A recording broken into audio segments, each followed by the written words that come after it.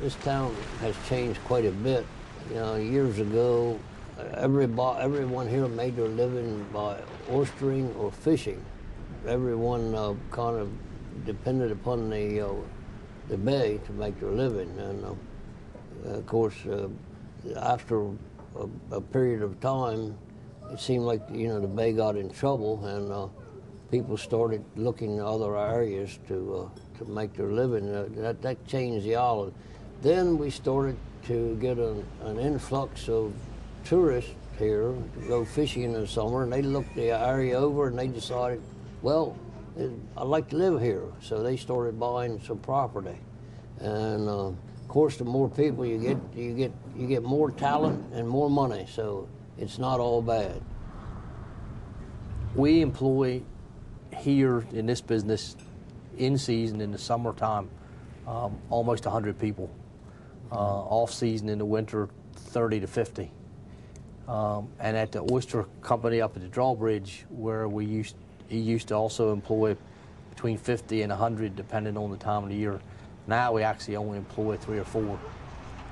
But in saying that, we still have 25 local watermen that sell us their product every day, whether it's oysters in the fall and early winter, rockfish in midwinter, and peeler crabs or crabs in the summer. And a lot of the watermen, the men that sell us their catch, the wives either work here or have worked here at one time or another, and a lot of their children have worked here at one time or another. And we expanded our charter fishing fleet from 3 boats to about 15. Yeah. Dad's taught me over time, one of his favorite sayings is you got to be able to recognize and adapt to change. And that's what we've tried to do here and tried to emulate. As things change, we try to be in front of the curve and not behind it. And once there is recovery, I'm sure there will be eventually, then we need to be out in front and be able to provide the needs of the tourists that are coming.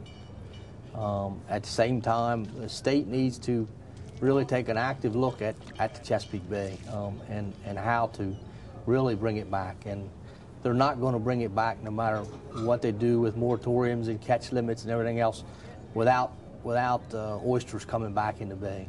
Oysters are a natural filter in the bay. John Smith couldn't sail his boat up the bay for running aground on oysters. If we could get back to 1/5 of that, that would alleviate 90% of the problems that come with the bay. They can do all the research they want to discover that. It's a fact. Without oysters, the bay's not going to survive. More and more, the economy is based on tourism and retail and that sort of thing. And yet, I believe that the vast majority of people that are drawn here are drawn, at least in part, by the ambiance of the old maritime culture. And yet, so what I believe they'd really like to experience or see firsthand is harder and harder for them to actually tap into. I remember the first time I came back, because I moved away and I came back home, and I saw tour buses in town, and I went down the street and I'm like, hey, what's going on? I was trying to figure out, is there a parade or something? My grandmother said they're tourists, and I was like, are they lost? I said, what are they doing here? And that was when I really started to pay attention that the tourist trade was really being brought here to revive the town, because it was pretty much, Main Street USA here, and it was, as the bay declined, so did our town. And kind of had to reinvent itself, and the tourist trade and the businesses that have come up have really helped to reestablish this town. It's not what it was when I was growing up, but the heart of what we were is still here. The bridges make it a little more accessible, but there is still a mentality that it's different over here. My grandfather used to say, this is where God came when he retired. Going across the bridges, then you're getting into cities and stuff. It's different. Yeah. And DC especially, I don't go there much.